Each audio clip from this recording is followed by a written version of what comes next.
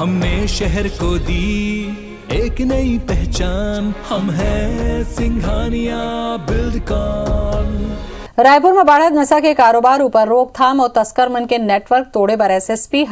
Narcotic cell के गठन करे है। सेल के फोकस सिर्फ नशा के सौदागर के तलाश करके उनके खिलाफ कड़ा ले कड़ा कार्रवाई करना पर हुई। हालांकि रायपुर पुलिस के साइबर सेल अब तक यही काम करत रही से फिर बाकी अपराध और लॉ एंड ऑर्डर ड्यूटी के चलत ऐसे मामला लले के ज्यादा ध्यान नहीं दे पात रही से। लिहाजा रायपुर रेंज के आईजी आनंद छाबड़ा बैठक लेके नारकोटिक सेल के गठन के बात कहीन है और एक बाद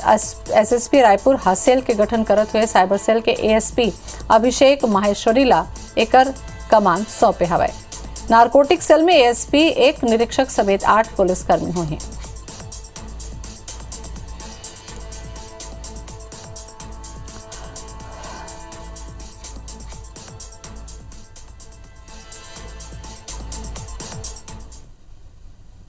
रूप से इसका जो काम रहेगा नारकोटिक्स सेल का कि नारकोटिक्स का काम करने वाले लोग, उसकी तस्करी करने वाले, बेचने वाले या सप्लाई करने वाले, उनके बारे में जानकारी इकट्ठी करना। अभी बहुत सारी कार्रवाइयाँ थानों से होती रहती है, बट उनको कंपाइल करना, उनका फॉरवर्ड बैकवर्ड लिंकेज समझना, उनकी सप्लाई चेन समझना, तो एक बेहतर नारकोटिक्स को और बेहतर कार्रवाई करने के लिए, कंसर्टेड एफर्ट्स के लिए और एक अच्छा डेटाबेस क्रिएट करने के लिए, ताकि इस पे और अच्छे तरीके से हम लोग कार्रवाई कर सके, उस उद्देश्य से सेल का गठन किया है।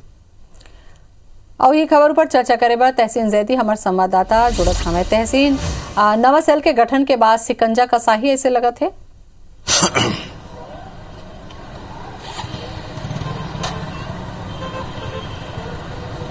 निश्चित तौर पे जिस तरीके से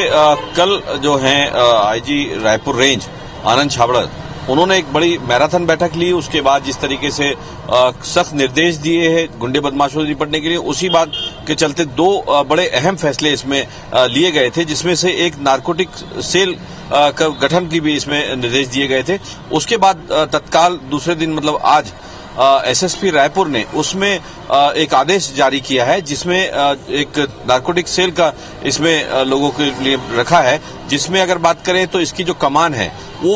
एडिशनल एसपी साइबर सेल के हाथ में रहेगी। उसके अलावा इसमें एक सीएसपी स्तर के अधिकारी रहेंगे और इसके अलावा 2 इसमें इंस्पेक्टर स्तर के अधिकारी हैं और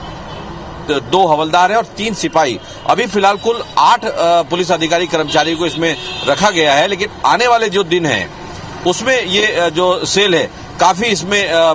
बड़ा किया जाएगा। इसका स्तर जो है, इसका जो रूप है वो बड़ा किया जाएगा, जिस तरीके से हमारी अधिकारियों से बात हुई। लेकिन यहाँ पे एक बात आती है सामने, क्योंकि धरातल की अगर बात करें, जिस तरीके से अभी जिनको लिया गया है वो कहीं ना कहीं या तो साइबर सेल या किसी थाने के टीआई है या